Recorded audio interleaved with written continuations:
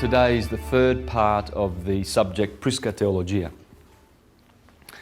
The first part was dealing with astrology, the second part with astrotheology, and this will be dealing with occult science and esoteric wisdom.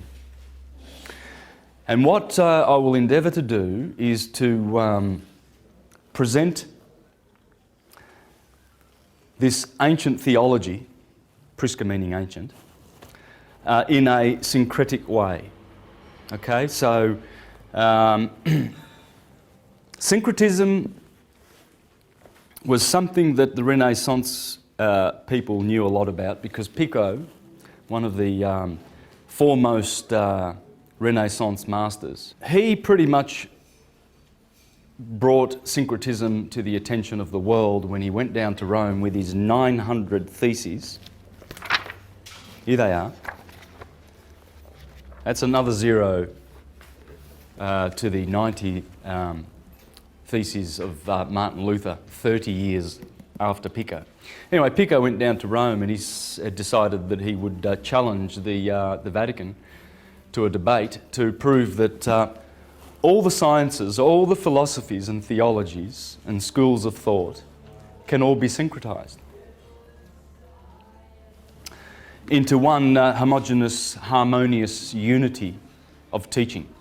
What I'm going to be sharing with you today is the knowledge and the understanding of what all the philosophies are based on. And it's a simple cycle of nature, or cycles of nature. Okay, so with one graph we should be able to pretty much explain how most of the sciences work and how much of the philosophies work. So it's very interesting how Pico treated the subject. He went down to Rome because he was trying to bring back the Prisca Theologia. You see, this word was very much on his lips, as it was on Marsilio Ficino's lips, the guy who translated the Hermetica. Now, the Hermetic wisdom has always been there. It's been there for thousands and thousands of years. And according to Stephen Meller, who was a person who went down to Egypt and spoke to the indigenous wisdom keepers, and that would be Abdel Hakim Awiyan, who has now passed away. But here Stephen explains how the indigenous wisdom keepers explained many things about the true history of Egypt, and how Egypt has an antiquity of at least 50 to 65,000 years, with that particular consciousness, wave of consciousness that created such wonderful buildings like the pyramids. Now, those pyramids are built in such a way that it is impossible to replicate them today with our science and technology. The pyramid codes is probably another one of the products that I would like to bring to your attention when it comes to the truth about Egypt. Okay? Carmen Butler has also interviewed Abdel Hakim Awiyan in this wonderful documentary, which shows the true antiquity of things like the Sphinx and the Great Pyramid and all the megalithic sites down in Saqqara and Dendra and Luxor, etc. So, and with that, I would like to bring your attention to the Commission School of Ancient Mysticism, and I'll be doing a 2-week tour in Egypt next year in October with Yusuf and Patricia Awiyan, the son and daughter-in-law of Abdel. So when you watch, you can watch that. You can see that on YouTube, but I'd recommend you get that for your own collection. And you'll see Abdel there discussing the true origins of this wonderful science. Okay, so what Rome would like us to believe is that civilization's about 6,000 years old, and there was an Adam and an Eve, and apart from that, they were very barbaric, and many of the human brothers lived in caves, and then, of course, evolved their intelligence, and now here we are at the peak of all wisdom and intelligence in linear history.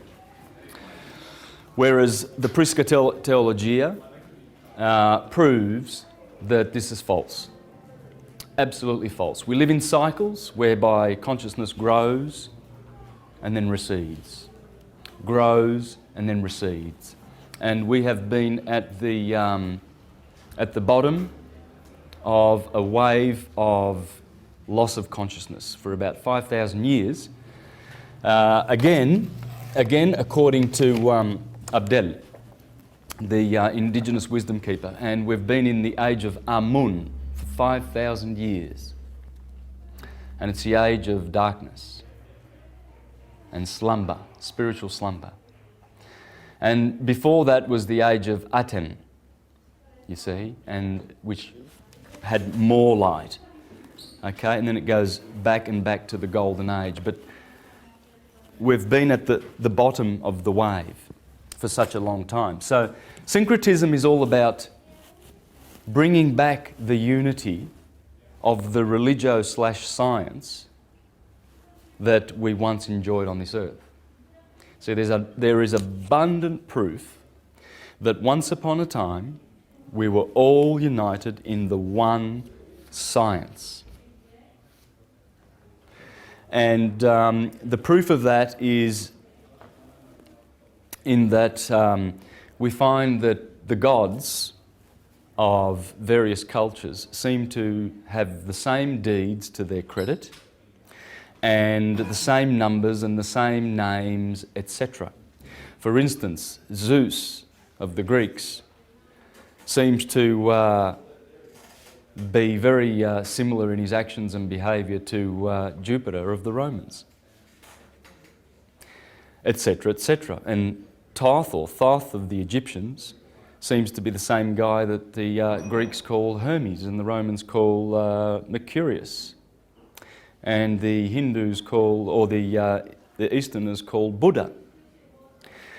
So what in effect we're going to be doing is we're going to be pulling back the information that comes from all of these sources to show that they all have one common thread underpinning them.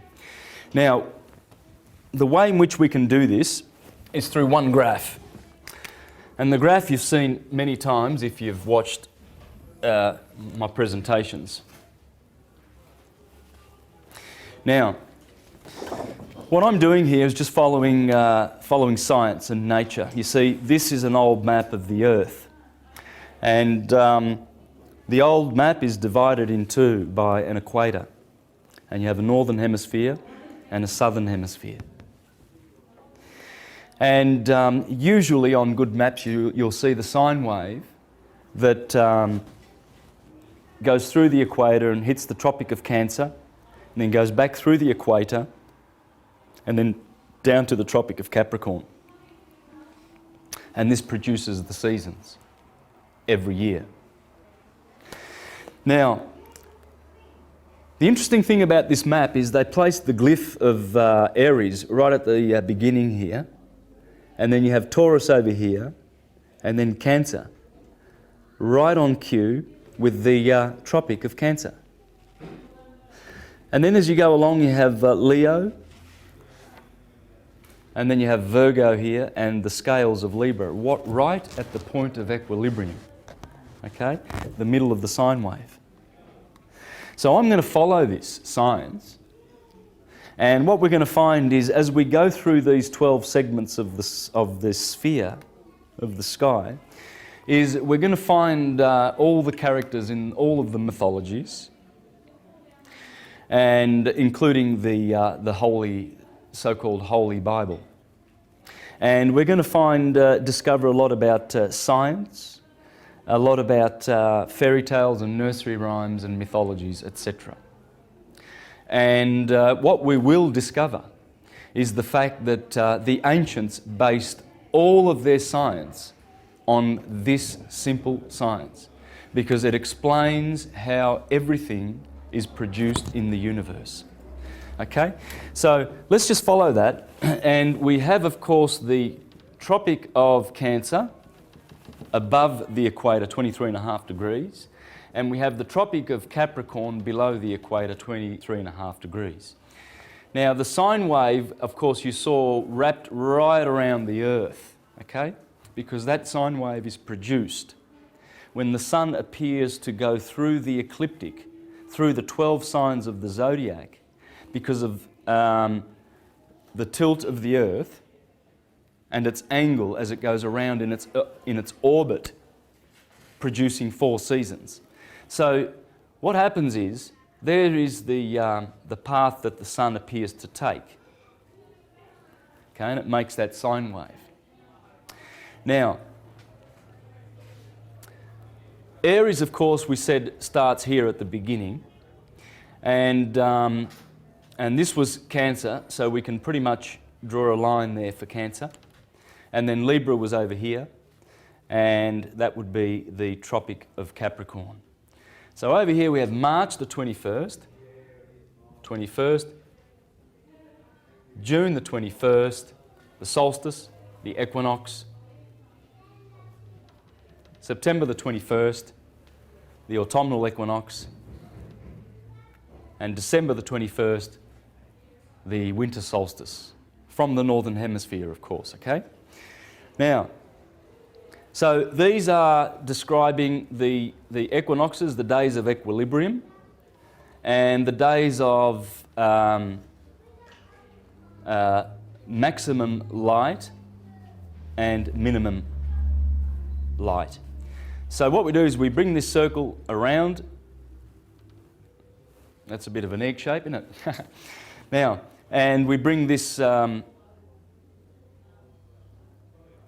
solstice and December the 21st around, so we make a circle. Now, what we get from this cycle is a circle like this, which the ancients called the circle of the zodiac. And this is how it looks. Aries is the first sign. Aries. Taurus is the second sign. And Gemini is the third sign. That's the spring. So from March the 21st to June the 21st, you have the spring. Okay? And then after Gemini, you have Cancer, because you see the sun has hit the Tropic of Cancer, and now the sun needs to wane and go down to winter. So that's longest day of the year, shortest day of the year. So we have this polarity, you see? Okay? Now, here we have Cancer, because the sun has touched the Tropic of Cancer, so it stays in Cancer for 30 days. Here we have Leo, and here we have Virgo, the beautiful summer months. Okay? Then the sun drops below the equator. So the sun goes bye-byes for 6 months. And in the north, the winter months come. Okay, so you have to be prepared for the winter months. Now, what happens there is the winter has the colour of red.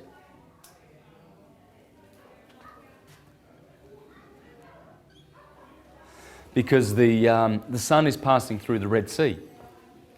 You see, around about September, what happens is those beautiful green leaves begin to turn red.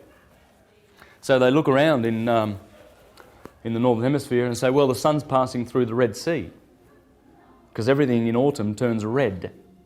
Orange, yellow, red, okay? So this was considered to be the Red Sea. You see, you have to go through the Red Sea, and finally you get into the Promised Land. This is the Promised Land, the summer.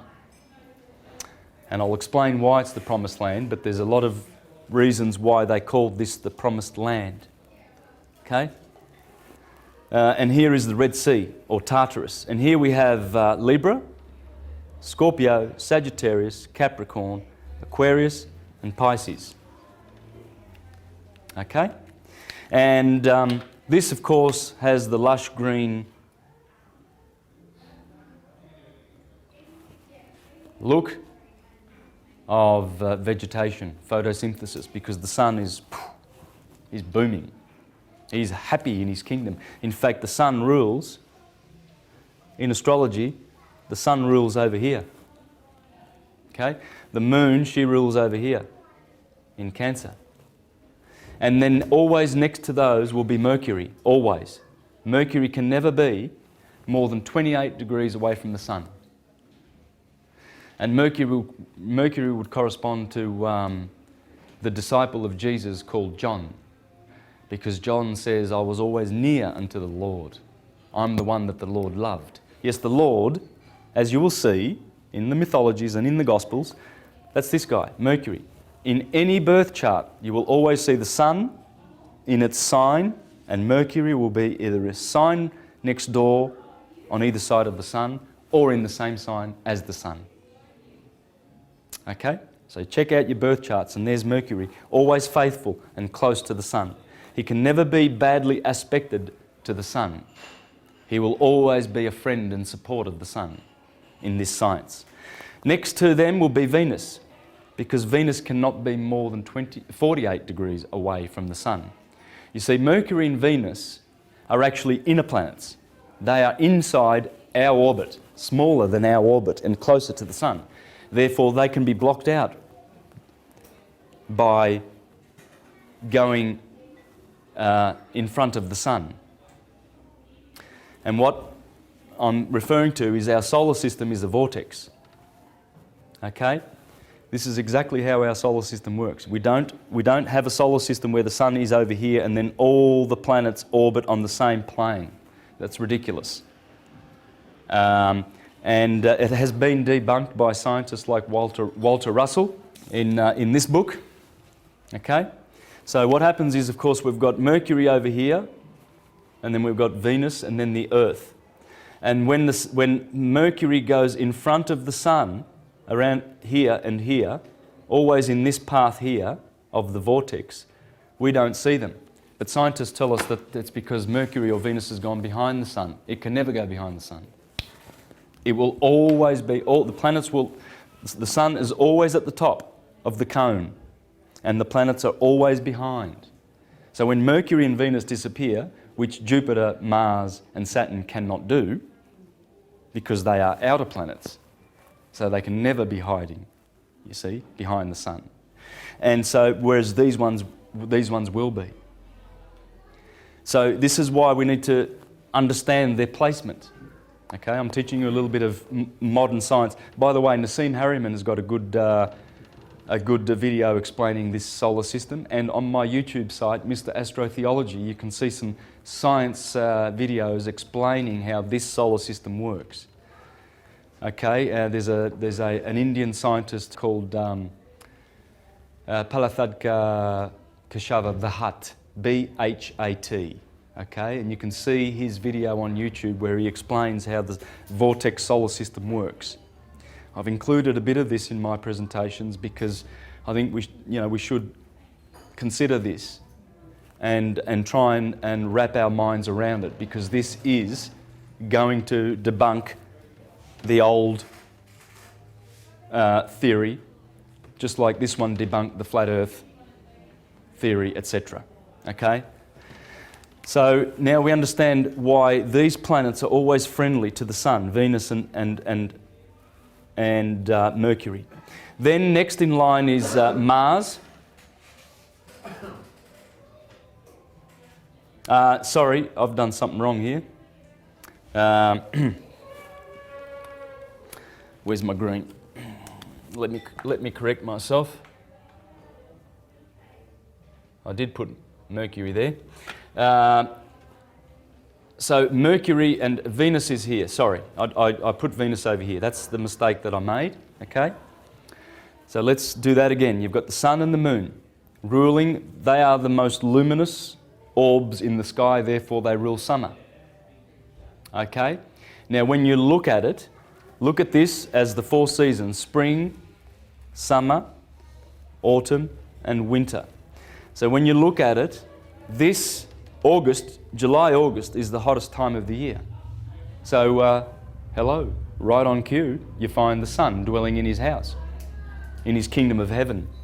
This is heaven and this is hell. The Son always lives in the kingdom of heaven, in the Lion of the tribe of Judah, where the scepter shall not depart. Can't be removed, cannot be removed. And I'll show you that science. The moon, she's always there. She's always there in the kingdom with her husband. That's Abraham and Sarah. That's King Arthur and Guinevere. It's Jack and Jill climbed up the hill. That's the hill. This is always considered to be the hill, as you will see. Okay? So you've got Mercury always close. And then Venus close again, but then you have Mars. Okay? And Mars is a little bit of an opposer. He rules Aries and Scorpio. Okay? Now, why does he oppose? Well, because he's doing a 90-degree angle with the moon here, and he's doing a 90-degree angle here with the sun. And anyone who's studied astrology knows that that's a square, and that's a bad aspect. And so the sun is putting himself in a position of antagonism toward... Mars is putting himself in a position of antagonism toward the sun, whereas these ones dare not. Mercury and Venus. Okay? So Mars, you see, is the beginning of this antagonism toward the kingdom of heaven. And then you've got Jupiter. You see, so these boys, the big boys, and here we have Saturn and Saturn. So you've got... Saturn is the great opposer in this system, because he is always opposing directly the moon or the sun. He always opposes the greater luminaries. That's why he's the greater malefic in astrology, because of his position of antagonism on the outer of the solar system, and he's cold. And the sun doesn't like cold, so he cast him down into hell. Okay? And this is the placement of the seven. Okay? Who are the seven?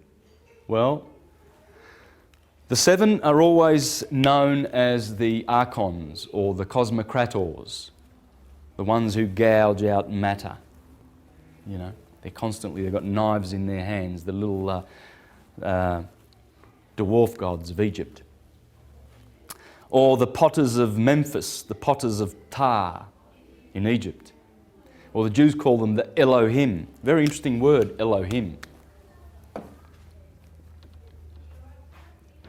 And I pointed out last week in the presentation, in the Hawaiians say aloha. Aloha. I mean, you know, it's things like this, which I'm going to give many examples of, that show that there's this commonality, there's this common fundamental spiritual science/religion that underpins all systems. And it's there once you go looking for the clues. If you don't go looking, you will not find. But you have to overturn all the stones. That's why this science is called occult science. Why is it occult? Well, it's been occulted to the eyes of, say, churchgoers, for instance, because what do they get told? Well, they get told, don't you read any of the publications or books or anything that any other philosopher or church publishes, because that's from the devil. You know, just read our publications. Well, is that overturning every stone? It's not. But the Elohim are seven, and they correspond to all of the sevens that we see in nature, because nature is a septenary. Okay? Whereas mind, Pymander, the mind of the divine, is 12. 12. Okay? The ether, the God, the cause. Okay? And how it imprints its patterns on matter is through the principle of seven, you see. When you place the zodiac, this was the gift that the ancients gave us. They gave us this gift. And this is the gift that will syncretize all of the philosophies in the near future. because it's the revival of Hermetic wisdom that will syncretize all of the philosophies. And one day, in the very near future, we will have this one religion because we will understand it. Well, I doubt whether we'll call it a religion, because religion means relegare, and that means to bind, to tie together in a bundle, like the fasci of Rome, which is a fascist dictatorship. But it will be the knowledge of the true God, as the Bible says. That the day will come when everyone will be filled with the knowledge of the true God. This is it. It's nature. It's science. It's not hocus pocus traditions that are handed down which have no basis in anything real. It has to be real. And that's what Hermetic wisdom is all about. It's real truth, verifiable and provable.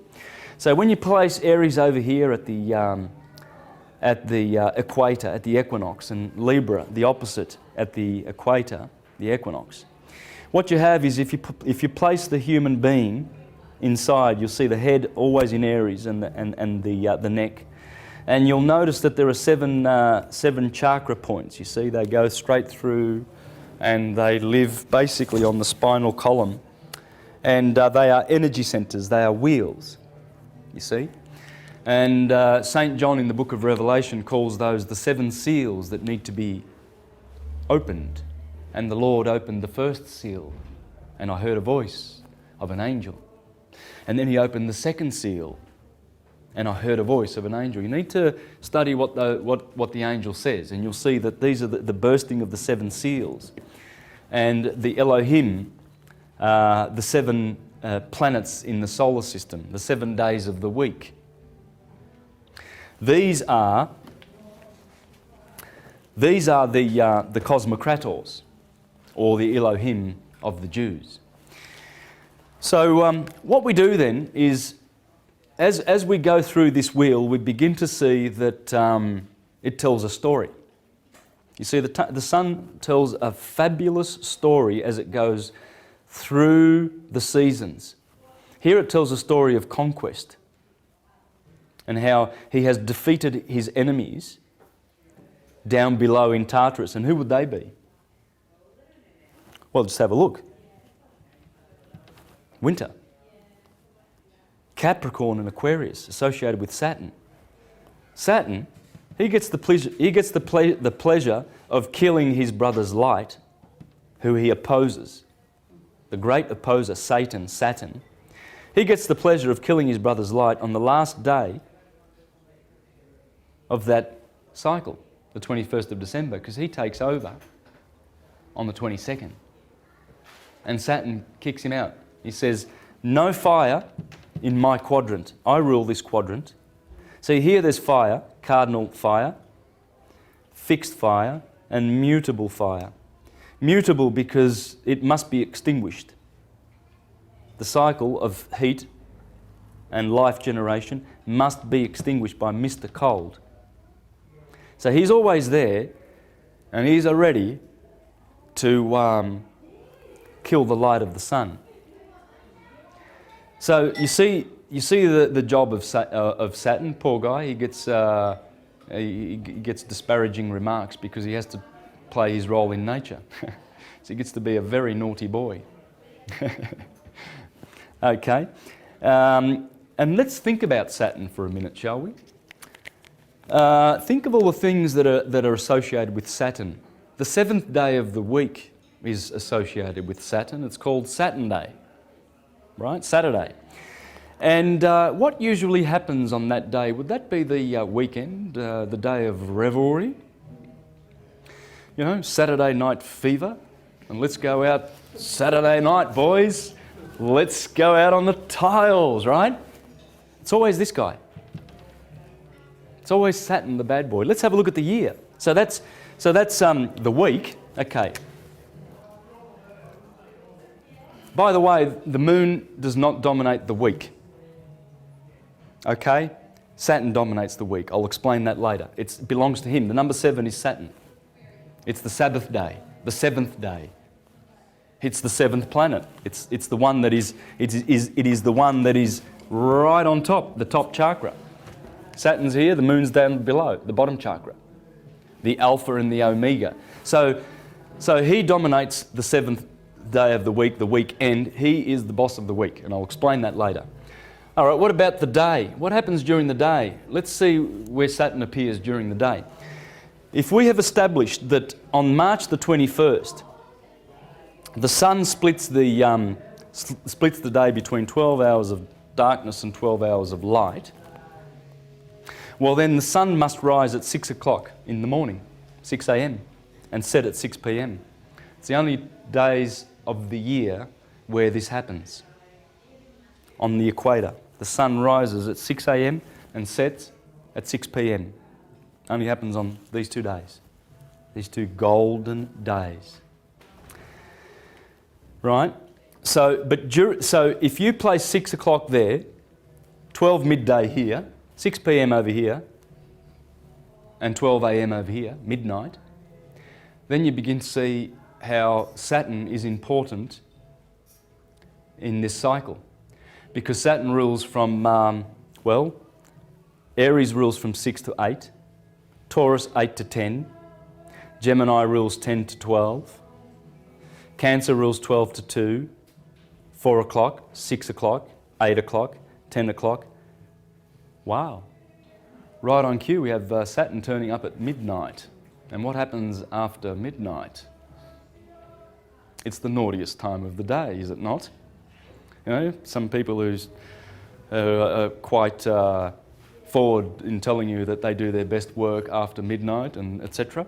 Okay? Yeah, he gets from 12 to 4.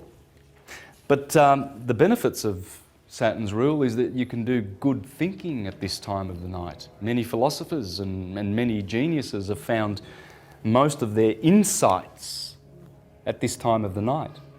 You know, King David in the Psalm says, "Oh, I wake up in the middle of the night to look at your stars and tell forth your glory and be inspired by your heavens." This is a magic time, but it's also that time of revelry where things happen, you know. Thieves do their work at night, don't they? You see, and Saturn rules the night.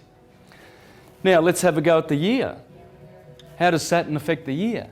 Well, this is winter. So he snuffs out the sun's light in mutable fire, Sagittarius. Here's another one. In ancient Rome, they used to celebrate the Saturnalia. Okay? And what happened in the Saturnalia? Well, first of all, when was it celebrated? Well, it was started on the 17th of December, 4 days before the solstice. And it went all the way to Christmas Day, the 25th of December, when the sun begins its journey, all the way back up the holy mountain. So all in here, the Romans celebrated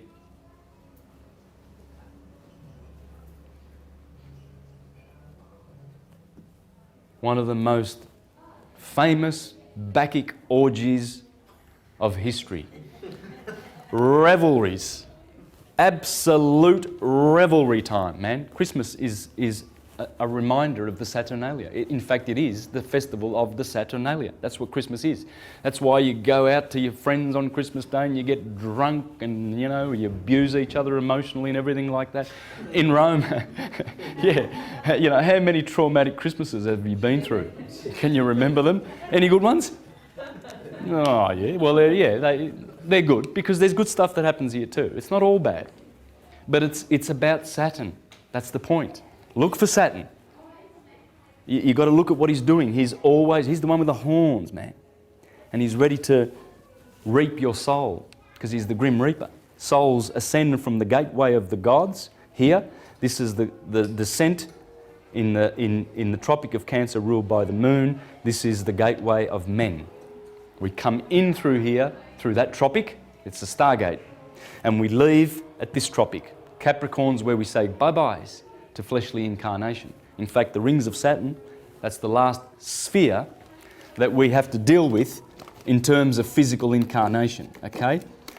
And this is how it works. So these are the 10 heavens. That's the primum mobile. Primum mobile. The crystalline sea.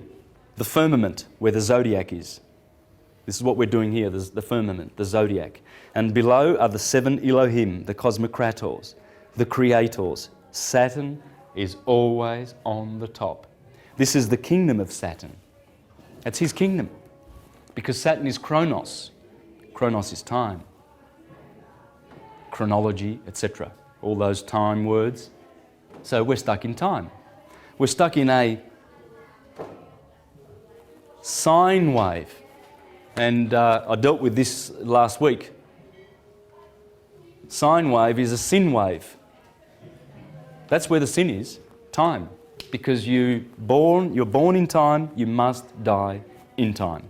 Ain't none of these bodies going to be around forever. These are just a dream. So, but the soul needs to learn this science, because this is the true soul science of the stars above, as above, so below, that enables us to journey back, to make our journey back. And Christianity and the churches and Rome and the Vatican are all about trying to suppress this hermetic wisdom.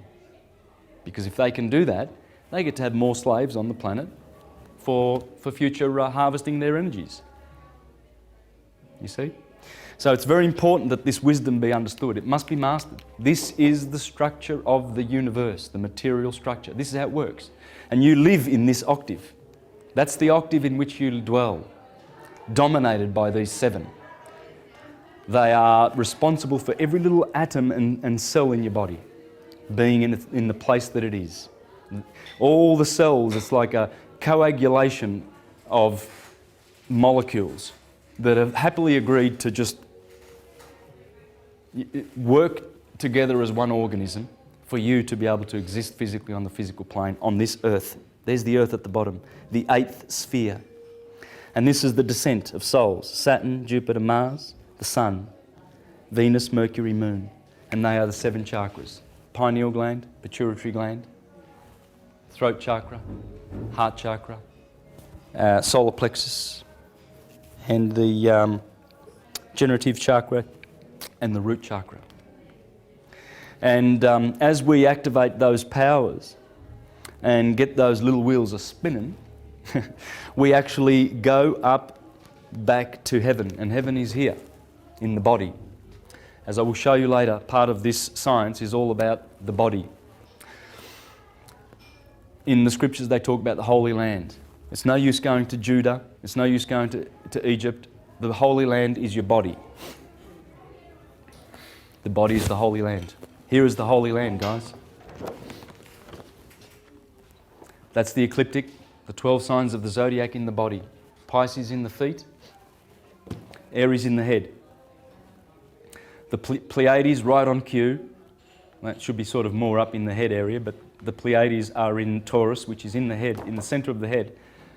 Correspond to all the good little glands that are going on in there, like your pituitary, the limbic system, and stuff like that.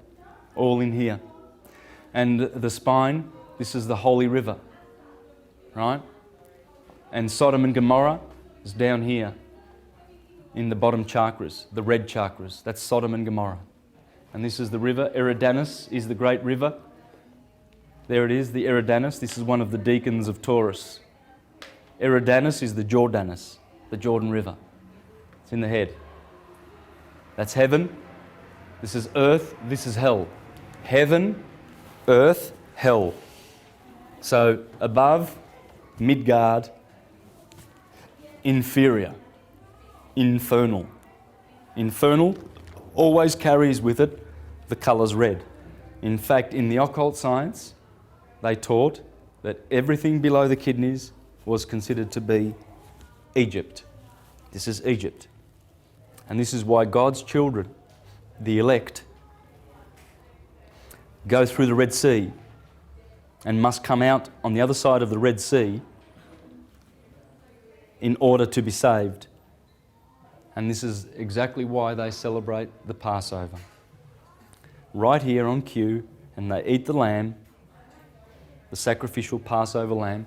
And I think it was Jesus that was called the Passover lamb, was it not? Yes, the Passover lamb. Why would you call Jesus, the Saviour, a Passover lamb? Because you're talking about astrology. The Bible's full of astrology. That's why he is the lamb. And the blood of the lamb.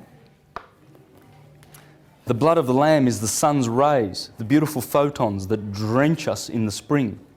You see, when the sun kills the lamb in the 30 days of Aries, it kills the lamb and sheds its blood as a sacrifice every year. And that blood is the impregnation of the blossom season.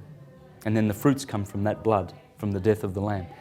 Aries, the lamb, the sacrificial lamb, must be sacrificed every year for us to be saved. That's why in the first words of the Gospel of John, you see, people don't notice this, but John begins with a fully grown Jesus. He doesn't begin with a baby in the crib or in a manger. Down here in Capricorn, where the son's a little baby. John and Mark, the two Gospels, begin over here in Aries. And there's telltale signs. Last week I dealt with this and pretty much covered it and proved it conclusively. I went through all the chapters of Mark, the 16 chapters, and all on cue, they were talking about Aryan, all the Aryan constellations, Cassiopeia, Cephas, Andromeda, and all of the decanal constellations that are associated with these two signs here, Pisces and Aries.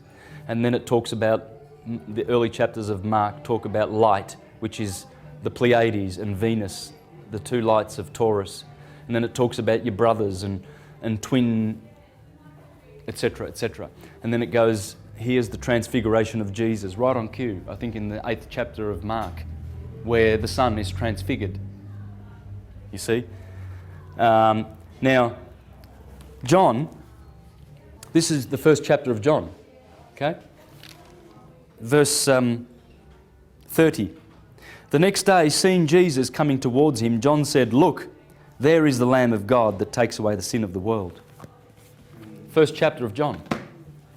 And then, of course, in the next couple of chapters of John, you can rest assured that he'll be talking about Taurian themes, like the parable of the sower, because that's when you sow in Taurus, you know, so you can get some harvest in Virgo,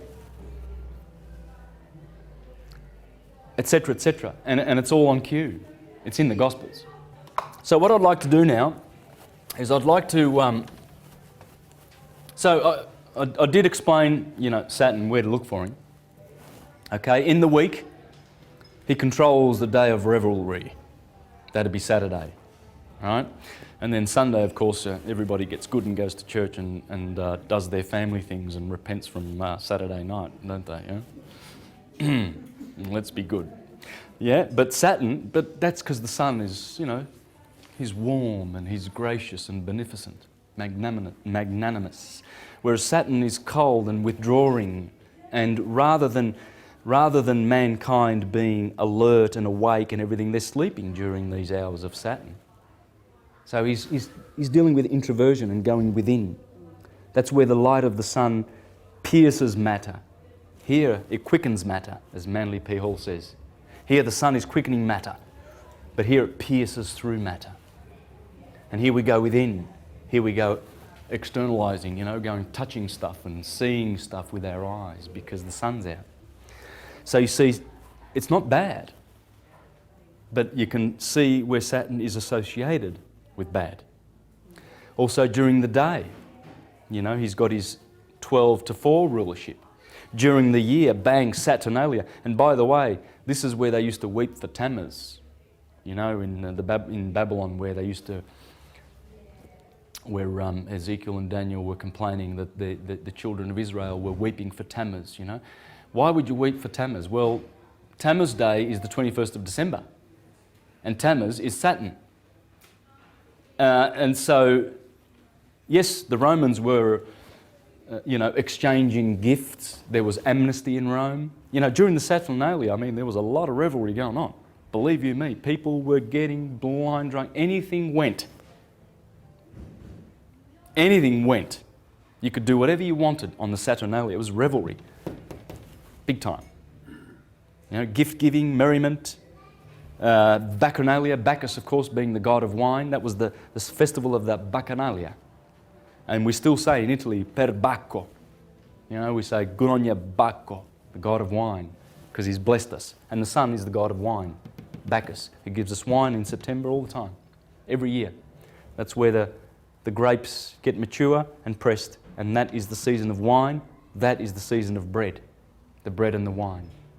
Because they are the two symbols, the greatest symbols by which we can honour this cycle. Wine being the blood of the gods, and you drink it and you say it's good. And that's the blood of the sun, the photons, because wine is made by photons.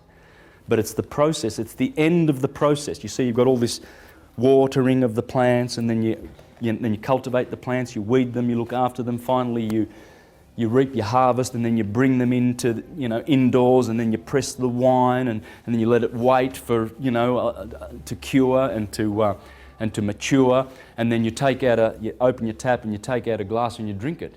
That's the end of the road for the sun's work. You've got wine for all the winter now, so it's a great symbol of Christianity, Christ being the sun. And the bread, of course, so you grow your wheat and then you harvest the wheat, you get all the virgins in Virgo season to go out and bring in the wheat, and then you bring them into your mills, and then you crush that wheat, and it's a lot of work to crush that wheat. Then you bring it into your house and to your pantry, and then you make bread with it. You mix a little bit of yeast and stuff and everything, put it in the oven, take it out, and then you eat the fruits of the season. Right on cue, bread and the wine. And that's why when Christians go to have their Passover memorial around Easter time to do with the lamb, they take the sacraments of the bread and the wine. So look for Saturn, because when you understand the roles of the seven, they are all different. Our solar system, it works in such a manner. It works like this. You see, the heart is the sun is always in the middle kingdom, and there are 3 spheres above and 3 below. So it's in the fourth. It's in the middle. There is always the sun in the middle, and this is Ptolemaic, by the way. Remember the astrologer Claudius Ptolemy, and of course, when Copernicus discovered that the planets orbit around the sun, which they don't, they immediately went and attacked this guy. Because he said that, the earth was the centre of everything, and the sun, what's the sun doing? Rubbish! The sun's in the centre. What's it doing there in the middle of the planets? That's ridiculous. Well, it's not ridiculous, because this is in fact the structure of the sevenfold material place in which we live and move and exist. And one day we will go out of the rings of Saturn and to his father, Uranus, who is in the firmament. Okay, Uranus. Right, we've got Saturn, and his father was Uranus. Well, Uranos in Greek means heaven. Saturn, of course, is time. So Saturn castrates his father and takes over the rulership.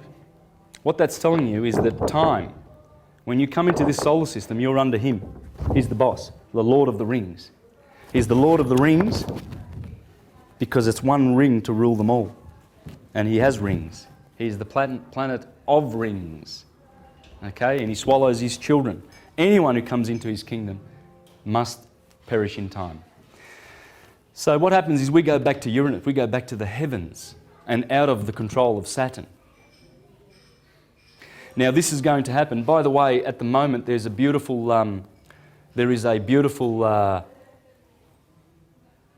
Aries. Uranus is in Aries at the moment, and Saturn is in Libra.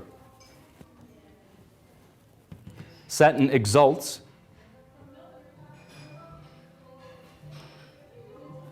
in Libra.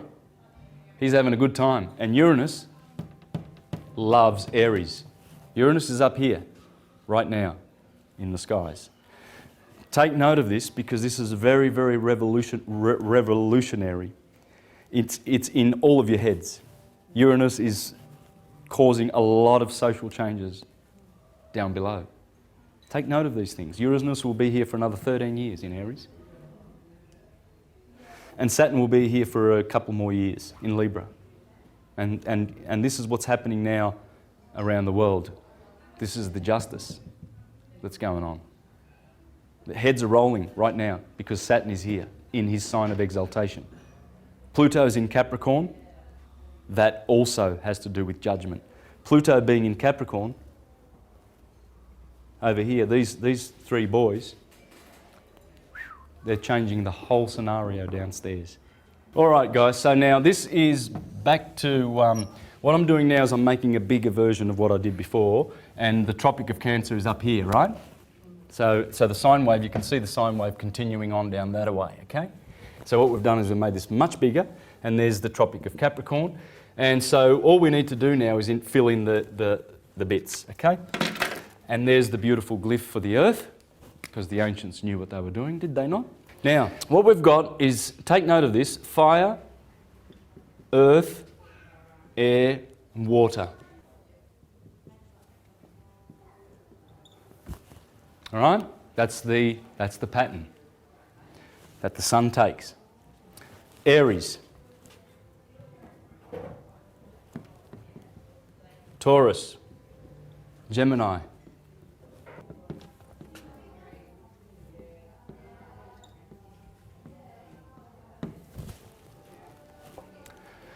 This is the great gift that they left us. And they understood what all of this goes back to. And I'm going to show you that all of this goes back to how nature unfurls. There's nature unfurling. It's a Taurus. Planets are doing it, our bodies are doing it. We have the energy going up through the head and around in our Merkaba chariots. Okay? We are flaming chariots of fire, light bodies. Great, magnificent solar systems, galaxies unto ourselves. There's the galaxy. Check it out. 48 constellations, 360 acupuncture points, 360 degrees of arc. There it is. Aries in the head with Perseus over here, bringing in the light and slaying Medusa right there, one of the deacons of Aries. And it goes around. And the sun goes through all 48 constellations every year. And as that's happening, that's your big brother above causing effects in you. You are being affected by all these motions and wheels. And here we are getting about our daily business and we don't know anything about it. And we don't even care anymore. How often now do we look up at the stars? I don't know whether a lot of people do, look out at night and just go, well, isn't that a beautiful sight? To look at the stars. And to think that those photons have been travelling for billions of years and finally they reach your eyelid and you don't delight in that, the pleasure of knowing that you're just receiving light that's been travelling for years and years and years to find it. Yeah, there's a lot of smog. But what is the structure behind this is the vector equilibrium or the cube octahedron, okay? The octahedron and the cube, okay? That is this 12-fold structure. This is a perfect model of 12ness. This is where the 12 comes from, okay? From the vector equilibrium that supports this structure, that is what planets and galaxies are doing. 64 in the Flower of Life, 64 in the I Ching, 64 boards in the chessboard, squares, 64 codons in your DNA, 64 in Kabbalah. When you put the Kabbalistic trees together, you get 64, the number. It's a precious number. The city of Melbourne has a grid. Have you seen the rectangular grid of the city of Melbourne? Open up your Melways and check out Melbourne, the city of Melbourne, designed by Freemasons. Okay?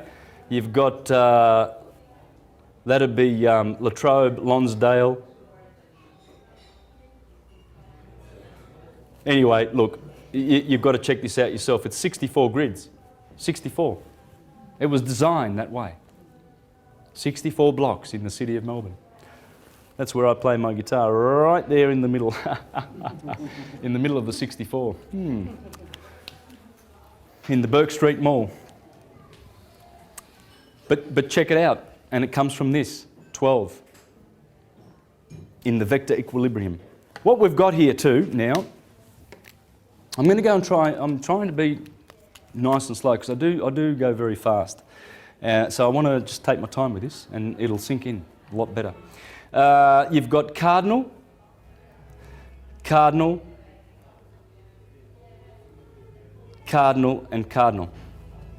Okay?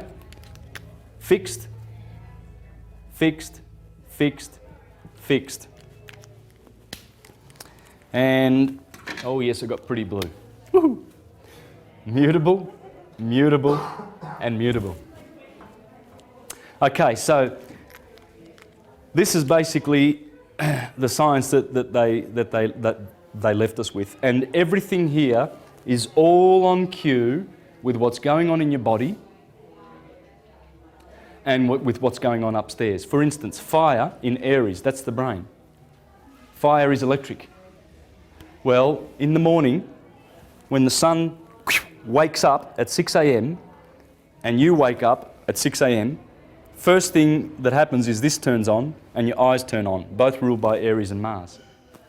Right? It rules the top of the head.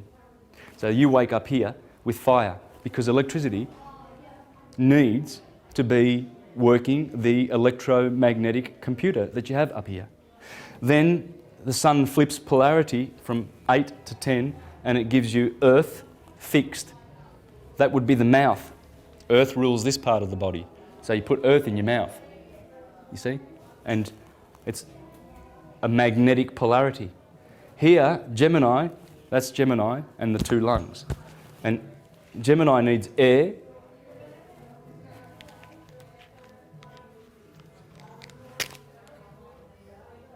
mutable because it's probably changing the air, isn't it? Getting oxygen from the air, mutating it in the lungs and then sending it out as carbon dioxide and what have you. Well, that's air being mutated. It's all on cue. Everything's on cue. Even the cancer, the water of cancer. You know, the chest, it has to do with the chest and the water, the milk of the mother. It's the motherly sign. So that's the water that she gives, the generation that she gives. Leo is the heart, fire. The heart is the pump that's warming the body, the hot blood, fire. It's on cue. So it's all physics. It's all science. This is the model below as above. As above is exactly the same. In fact, as I'm going to get a chance to read from these books, you will see that the esoterists said that when you look up, you're looking at the brain cells of God. Those stars, they are the brain cells. And all of those Birkeland filaments and currents, they would be neurites and dendrites and synapses in your brain, in the brain of the God. It's a mind. It's a universal mind. So let's have a look at the rulers. As I said before, you've got the sun here, the seven-rayed God, according to Plutarch, the seven-rayed God. The moon, Mercury, Virgo, Mars, Jupiter, Saturn. This is the gospel.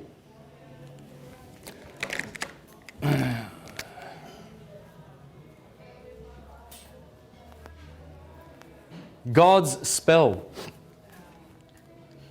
It's God's spell. It's not an evil spell. It's a spell. It goes forth. The spirit of El, God's spirit of El, is always going forth in the gospel because this is the gospel. Jesus goes around with his 12 disciples. He has John always by his side. He has Jupiter, Peter, his best friend, Jupiter. There are all the characters of the gospel, okay? The gospel. The gospel is dealing with a daily cycle and a yearly cycle and a backward processional cycle which lasts about 24,000 years. Once you work those out, then you will understand the science. Because the idea is to understand the solar system. Because in your understanding the solar system, you acquire solar consciousness. That's Christ consciousness. Otherwise, you're stuck with earth consciousness, which is neither bad or good. It's earth consciousness. But we need to shed that. And when we learn about the solar system and how it works, then we are able to embrace that consciousness. Then we go to the galaxy and we have galactic consciousness. And then the whole universe, we see how that works and understand it. And we have universal consciousness. Then we go back to unity consciousness, rather than the dualistic consciousness of the lower earthly consciousness. It's down here where we get opinions about good and evil, which doesn't exist up there. Simply doesn't exist. It's our polarity that we have made. It's happening in our world. This is the message. These beautiful stories are in the message, but you won't see them if you're not looking. Have you ever noticed those 3D pictures that contain a three-dimensional picture, but you've got to stare at them? Yeah, right? Yeah. Have you ever seen those? Sometimes it takes a minute or 2 minutes. Some people never get it. They never see it. And that's what the Bible is. The Bible is like that. It's got these amazing allegorical stories that most readers are just walking straight past, Oh, Jesus said this and Jesus said that. Never ever understanding what is really happening. And this is the crime of the priestcraft. And those people are trained to not have eyes to see. You see, that's why the scriptures say, for ones who have eyes to see, you will see it. Now, you notice another thing with Saturn is, this is the symbol of Saturn.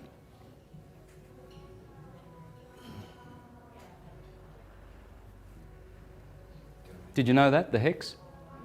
If you have a look at some photos on Google, some photos of Saturn, it's a big gas monster, you will notice that good old Saturn, who is not the Messiah, he's a very naughty boy, has a hex. That's a photo of Saturn. All right? See the hex? Now, this is the Star of David, David being Saturn. And you see a triangle pointing upward, which means the spirit going back to where it came from. And this is the matter,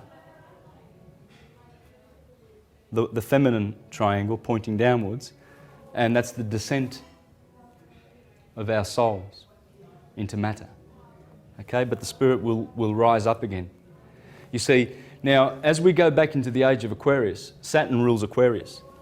So we've been in Pisces for 2,000 years. Jupiter's going to hand over to his daddy. That's his daddy. Remember, Jupiter defeated him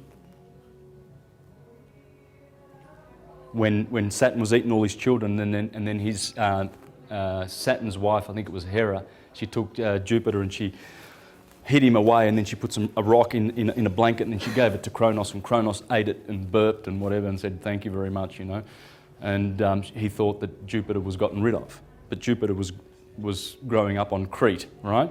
This is mythology, but it's talking about the fact that Saturn gave over his kingdom many thousands of years ago. See, if we go back 2,000 years ago, and another 2,000 years ago back into the heart of Egypt, Egypt ruled around here. This is Aries, the age of Aries. Greece and Medo-Persia ruled around here. Egypt was around here, and then we go back even further. We go back to a time when Saturn used to rule. Saturn loses his kingdom to his son Jupiter. And Jupiter is the one that gives it back to Saturn over here. Jupiter takes it away from his father and gives it back to his father. As we go back to Saturn, and believe you me, people know that the age of Aquarius is bringing Saturn back. And everything that Saturn grants, which are great blessings. The philosophers like Pico and Marsilio Ficino in the Renaissance times, they would greet each other with greetings of, you know, blessed be Saturn and we shall await his return, because there won't be any peace until Saturn returns. Okay?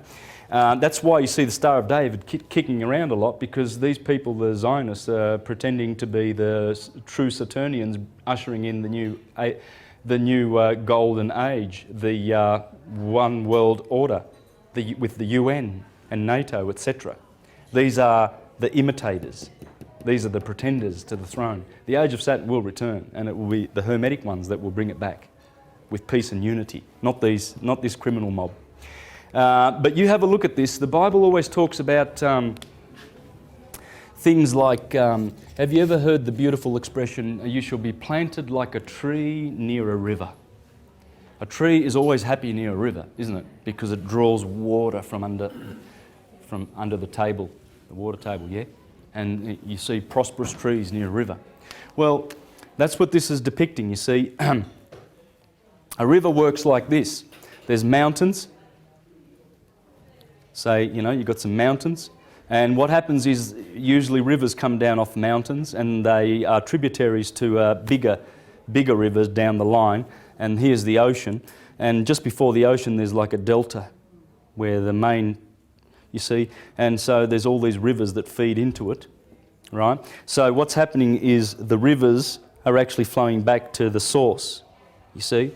But with a tree, if this is the trunk of a tree, and these are the branches and the leaves, these are all the leaves, and there's the roots that go under the ground, you find that one is coming from the roots and ascending to the heavens, whereas the river is descending from the heavens and going into the water. You see, it's this symbolism, and it's beautiful symbolism, but most people don't get it. They think, oh, a tree next to a river, that would be nice. And that's it. That's the extent of there, because they don't see the three-dimensional allegory that's in the Bible. It's in there. And that's what I'm going to try and draw out, okay? Not just the Bible, but all of the mythologies. I'm going to show how Hercules is in here. Hercules. Okay, let's have a look at Hercules. Where would the pillars of Hercules be? The most glorious place on the wheel. There he is. There is Hercules. And there's the Jewish system of Kabbalah, Boaz and Jachin.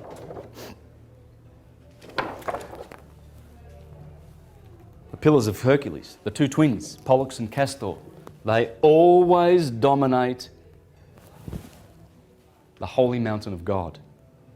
And right here, in between Gemini and Taurus, and Sagittarius and Scorpio, that's where the Milky Way intersects the stars.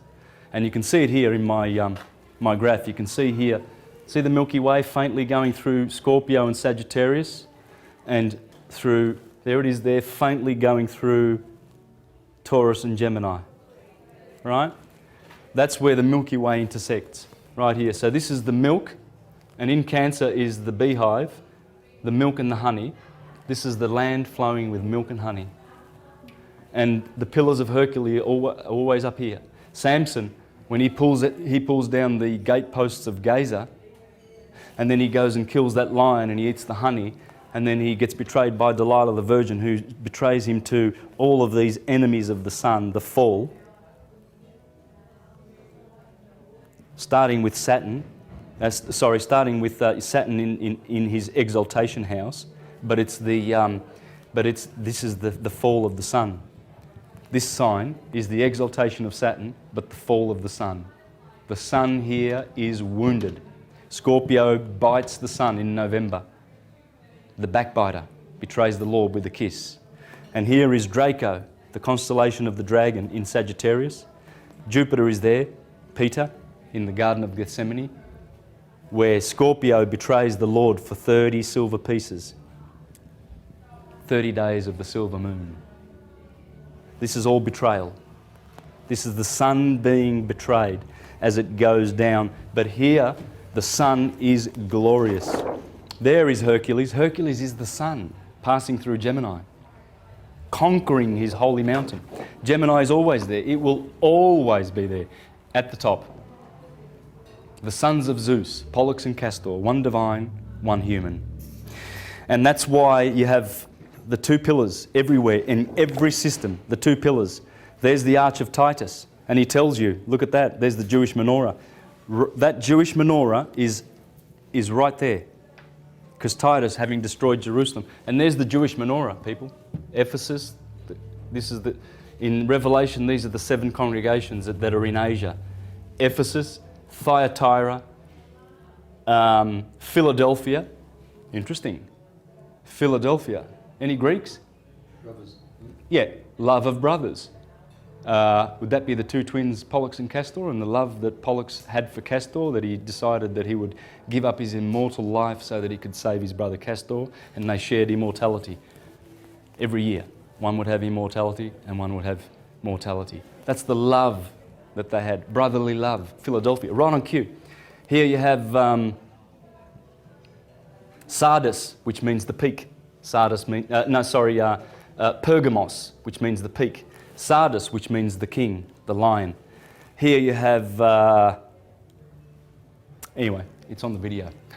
but these are the 7 congregations, okay? There they are there. These are the 7 planets, the 7 Elohim. That's what they are. The sun is the middle one. Saturn is the left one. That's the moon. So you've got Sunday to the middle, Monday over here, Tuesday, Wednesday, Thursday, Friday, Saturday. Saturday is always the 7th. So here you have the arch of Constantine. See, this is Jupiter and Pollux and Castor, because when he climbs up that holy mountain and he goes through the pillars. See, that's why these megalomaniacs like Titus and Constantine made their arches, their pillars, because they want to be like Hercules. Who doesn't want to be? We all do. We all want to be like the star, the sun, the superstar, Michael, Jesus, King Arthur, Jason and his golden fleece, looking for the golden fleece. They're all looking for Aries.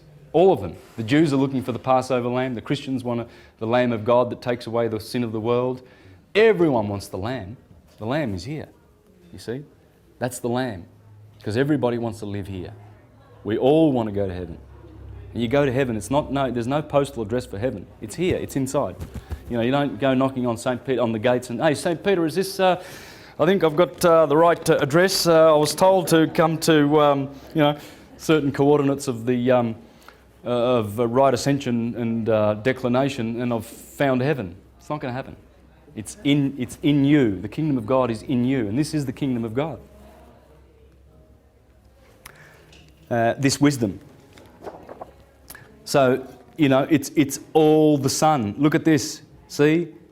They'll have, like, in Paris, they have the Arc de Triomphe, right? Well, where do they place that? Right in the Champs-Élysées. The Champs-Élysées, is that Élysée? Would that be the Champs-Élysées? Yes. The Elysian Fields, springtime. This is where all the magic happens. This is the Father, the Son, and the Holy Spirit. You see, mind, Aries, the head, electric. That's the nous. And that's the thinking. That's where we do our thinking. Here we speak.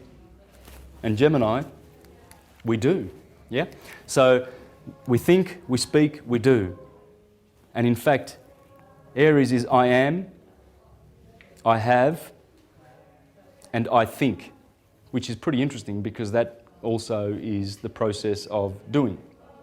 But the Father and the Son and the Holy Spirit is how everything gets done in the whole world. First you think it, then you speak it, then you do it. Now, yeah, this is the thing, and we're waking up to this stuff. We're waking up to the fact that we come from the stars.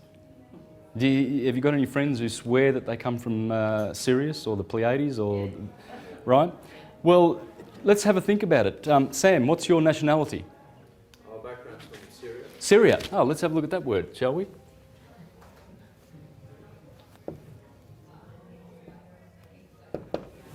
They're Syrian. They know where they come from. Right next door, there's a country called Canaan, originally. That's the Canaanites. That's canine. That would be the dog.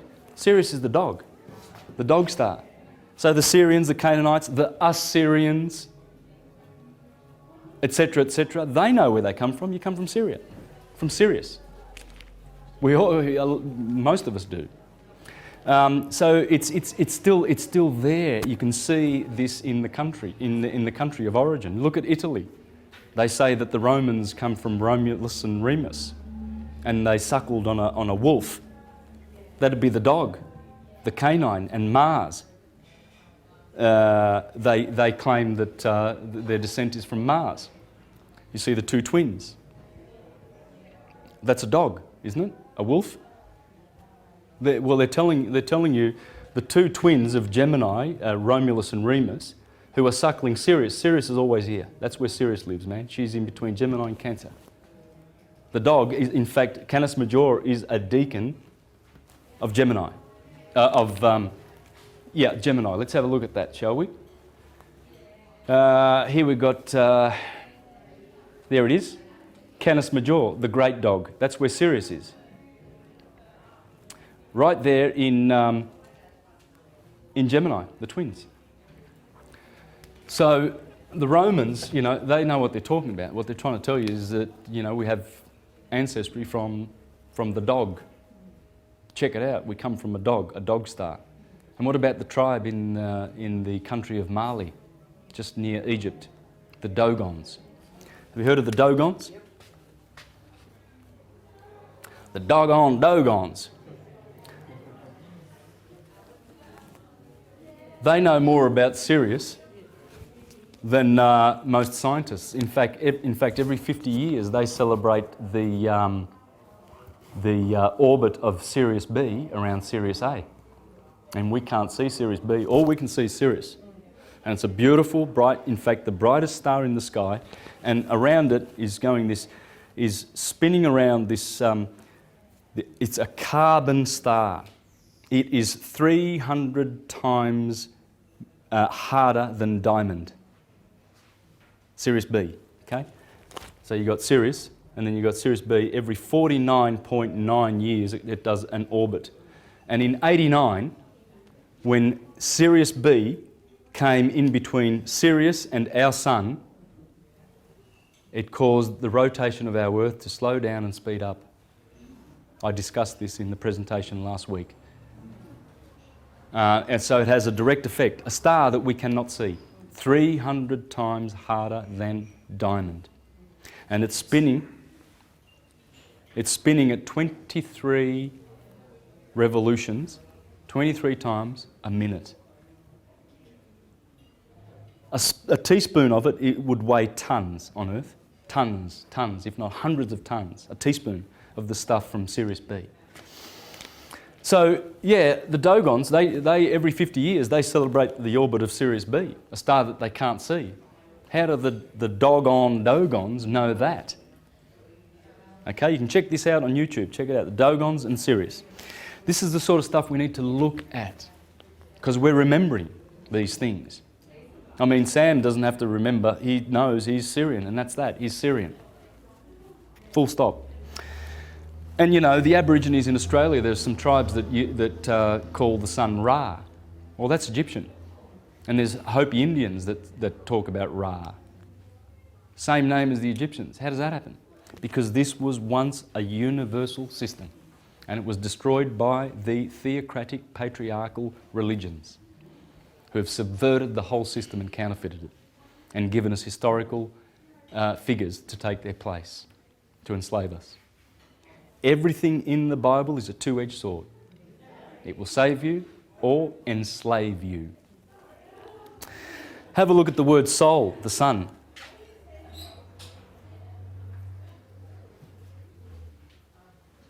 Does that sound like soul? Yeah, it does, because it's the soul of the solar system. See, the light of the sun bathes the spirit, the soul, and the flesh. Light partakes of three qualities, three natures, just like water. Liquid, Water can be liquid, it can be solid, it can be gas. 3 states. That's light. That's why light is in the middle. That's why Jesus says, I am the light of the world. You don't go to the Father except through me. The fire. It's the sun, right? The light of the sun. And as the Neoplatonic philosophers said, there are 3 suns in the sky. When you look up to that orb in the sky, it's not just a physical body of hydrogen. It's a psychic person and it's a spiritual person, just like we are. And soul is anima.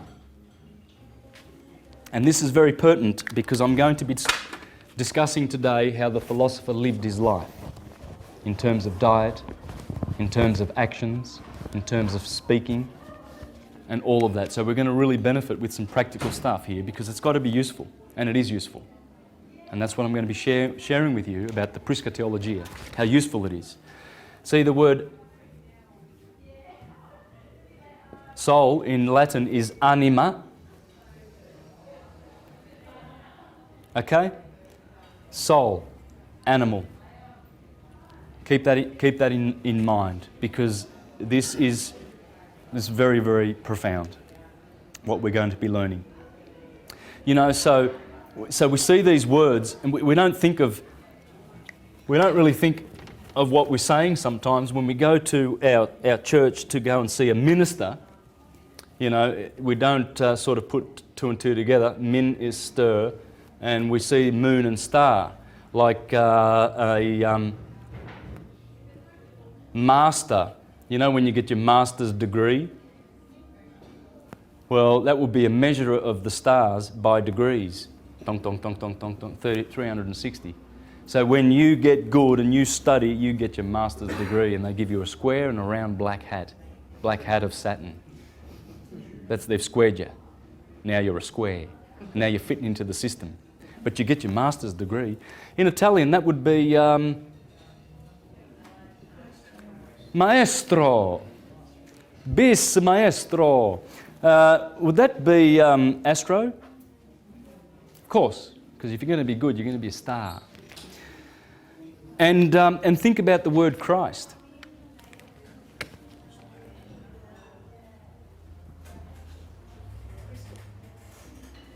Would you be a carbon crystal by any chance? We've been hexed with earth. We are solid, our bones. We have blood, liquid. We have gas, you know, oxygen and whatnot in our body. And we have fire. So everything's made up of these 4 things. The 4 rivers that flow out of the Garden of Eden. The waters above and the waters below. See, this is all just water, right? All your atoms, they're just like coagulated, just like like when you get a scar, right? You know, you just wait a couple of weeks and all of a sudden that coagulated blood has caused the skin to be there and it looks like the scar's gone away, right? So you see the nature of blood. You see how precious blood is, that it actually is making bodies. But what's behind the blood? You see, the blood is flowing with fire and gas and liquid to make solids, coagulate. Coagulation as it goes through the process of temperature, motion, cohesion and solidity. We are carbon crystals. Every organic form is. That is Christ. Because what it's saying is, and the flesh came to dwell with man. And the Christ came to dwell in the flesh. And the Christ was made flesh. That's what it's talking about. It's talking about this was made flesh. We've all got crystals in our body. And what happens is that is what is causing us to remember. And as we drink of the finer consciousness and we expand our minds and leave them open, because without this science, there's no way you're going to go to heaven. There's no way. You can't fluke it. You cannot fluke it. It's not going to happen. And you won't be going to church where they keep you in the lower chakras to get this. It's not going to happen. They do it deliberately. Ra is an interesting word. There's a fellow in Egypt called Ramses. And That would actually be Ra Moses, people. Ra Moses. That's where Moses gets his name from, Ra Moses. And in fact, that's the 19th dynasty of Egypt when this guy turns up. First time Ramses appears. But in the dynasty prior to that, the 18th dynasty, we had Thothmoses.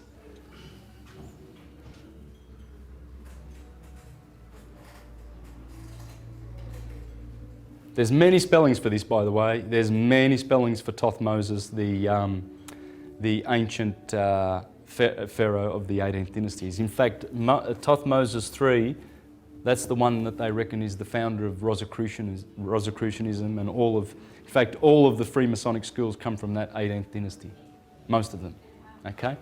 Yeah, Thothmoses, there's a statue of him done in that, I think it's granite or what's it called? Diorite? Diorite. And it's very hard. And you can see that. Thothmoses III. These guys, they pay a lot of tribute to this guy. But this is where they all come from, those dynasties. All right, I just want to share a few more little points with you. I'm just going through some words here, okay? So you can study the nature of words, because when the written alphabet came into history and civilized us, along came the spells, you see? And with the spells, they sort of bound up all their spells in one book, and they said, oh, this is from God. And if you don't do what it says in there, we're going to kill you. Okay? You get to die. It's a good book. It's great. Yeah? And we have a special interpretation of it, by the way, too. Yeah? Okay? That's how the Christians treated the indigenous Indians when they went to the Americas. Oh yeah. They had this one. I'd say they would have put this in their left hand, because you need your right hand to have a sword in there to cut heads off people who don't listen to this book. And that's what they did. They decapitated hundreds of millions of indigenous people who knew this.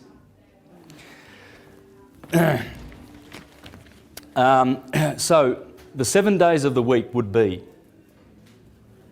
Sunday, the moon, Mars. Wednesday is Mercury, Buddha. That's Jupiter, Zeus, God of gods. That's Venus, Friday. And good old Saturn Day. Okay, let's put him in there like that. Okay, I'm going to make a point of him. This is the Japanese language, okay? I'm doing some Japanese kanji here. I didn't actually bring the kanji, I forgot, but doesn't matter. The meaning of the word is what matters.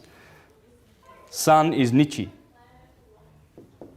Nichi means heat, fire, light.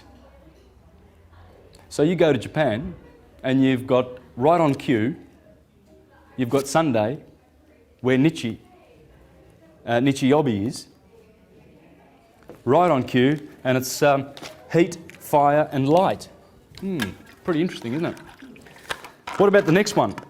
Getsu, that's the moon. Luck and fortune, that has to do with the moon, the goddess of luck. She is the goddess of luck. Getsu, right on cue, Monday. Ka, Mars. Fire, birth. Fire, Mars, birth. In fact, the 25th of March is when Gabriel comes down to Mary and he says, guess what? You're going to have a little son, and he's going to be called Jesus. Because that's where impregnation happens. The blossom, the sperm of the sun. And in Japan they celebrate Sakura, and in Rome on the 19th of April they celebrate the festival of Flora, flowers. Flowers, impregnation, fruit, harvest, preservation and survival.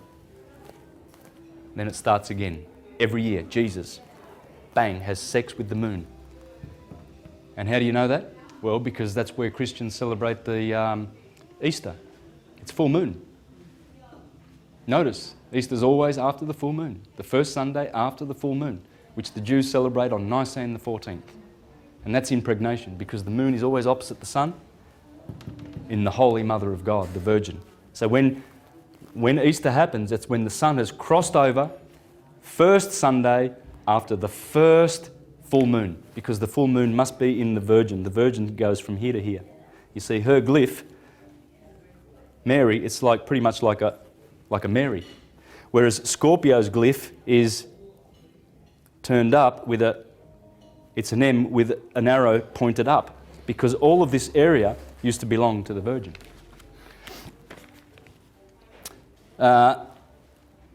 Sui means water, Suiyobi. So that's Kayobi. Suiyobi. This is Thursday's Moku. Wooden, tree. How about this one? Kin. Gold. Venus. Money. Because she's the one that gives wealth, the second house in the zodiac. She's always got the gold and the money. And how about our good friend Saturn? Well, what would that be now? We've already discussed his other name in Greek, Chronos. What does Chronos mean? Time. Well, the Japanese do means time. Time, door, and dirt. You see, guys, when you start looking for these things, you will find them. The science is there. What I'm trying to do, well, not trying, I am doing, is syncretizing it all. Okay? In honour of Pico and Giordano Bruno. Okay? That's the book that got him burnt at the cross on the 17th of April, 1600. That book. The Expulsion of the Triumphant Beast. And he is saying, he died because he's saying in there, we've got to go back to Hermes.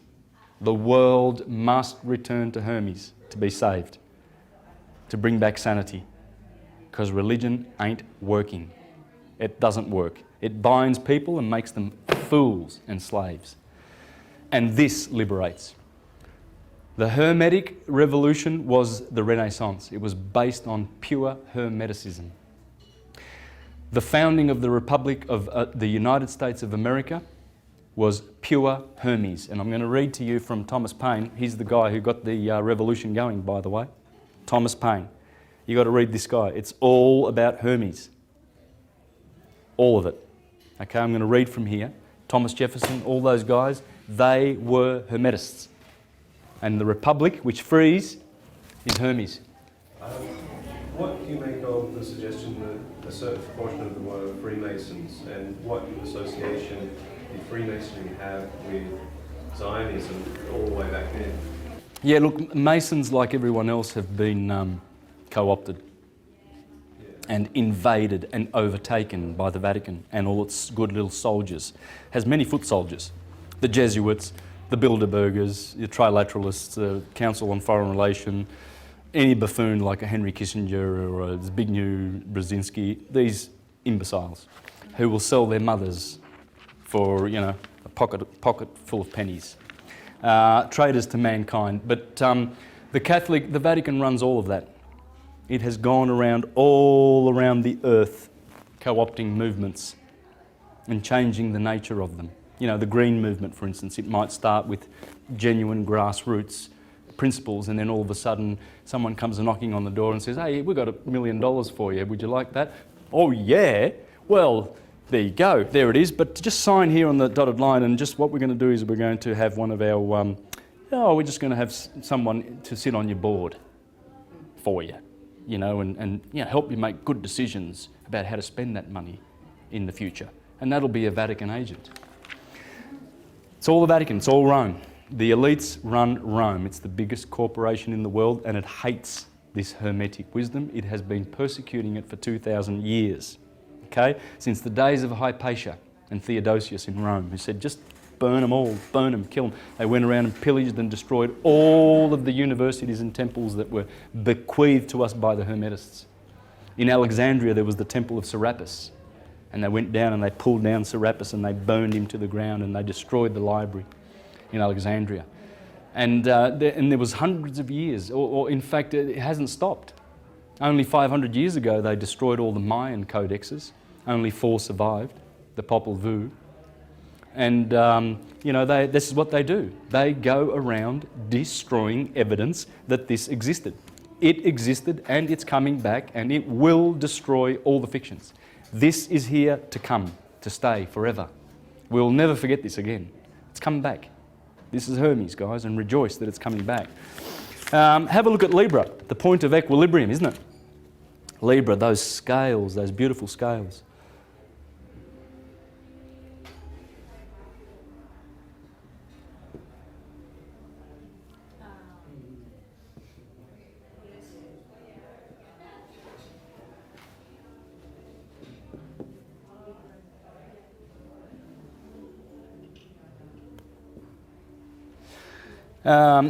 You see,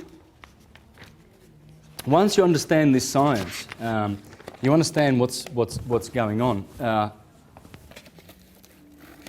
In the body of the human being is something very special that's going on. And that would be that. You see? Aries at the head, and the sine waves goes through the scales of Libra.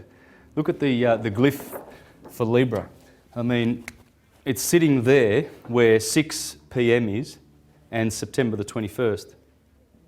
It's the beginning of the Red Sea. Right? So in both of those two cycles, it stands for that. What would that be? That's the glyph. Does that look like a sunset to you? Or a sun passing through the equinox, the equator? Yes, it is. And opposite there is where the Japanese have their car brand Nissan. Nissan means March. And you see the symbol for Nissan? It's got the sun going through the equator. These are things to look out for. The sun. The sun dominates everything. It's all about the sun. In fact, that's a painting there, famous painting that an Englishman did down in New Zealand about 150 years ago. And what you can see, that's a tattooed warrior, okay? And you will notice that the lines on the top of the face here, this all has to do with sun worship. This is the sun, just like this mask is. And you see you'll have 13 lines down one side and 14 lines down another side. 13 times 14 equals 182. Any idea what 182 is all about? It's solar science, pure science. Well, it's a half of the year, exactly. Okay? It's a half of 365 days. And what it's representing is 1/2 of everything of the year.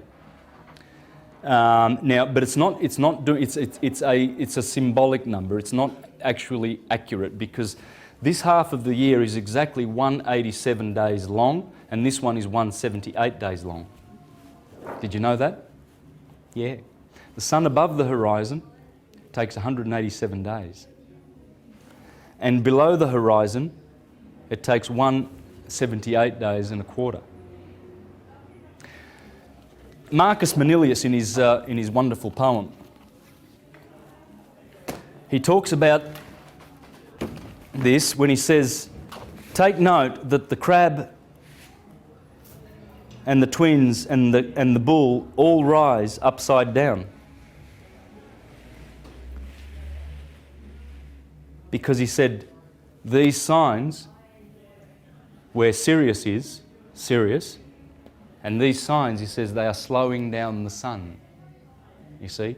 They drag and pull on the sun. That's why they come up, upside down. This is poetry. It's not scientifically accurate. But what's going on is this. You see, this guy's telling you that there's 182 days, and it's from the solstice through the equator to the other solstice. Or this line here would be the equator, the equinoxes, and this line here would be the solstice. And so I'm not sure which way it is, but that's what it's talking. This is also talking about solar science. You'll notice that there's different amount of numbers on this side as opposed to the lines on this side. Okay, they're doing that. It's not a mistake. It's deliberate, because it's trying to encode special formulas for the sun. And you know, like the Korean flag is doing the same thing, really. You know, I think it goes that way. Spirit, fire, and matter, water. It's telling you the same thing. Fire, earth, air, and water. So, and the reason for this now, it's easy to work out when you know that on January the 4th, the Earth is at perihelion with the Sun. It's 4 million miles closer to the Sun than at July the 4th. So where would January the 1st be? Let's have a look now. We've got 21st. January the 4th would be around about here, and July the 4th would be around about here. That's perihelion.